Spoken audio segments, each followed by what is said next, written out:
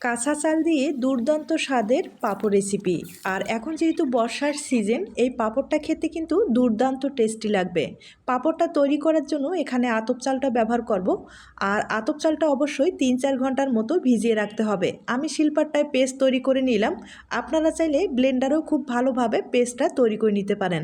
সামান্য পরিমাণে একটু লবণ দিয়েছি আর একটু ফুড কালার দিয়ে দিলাম।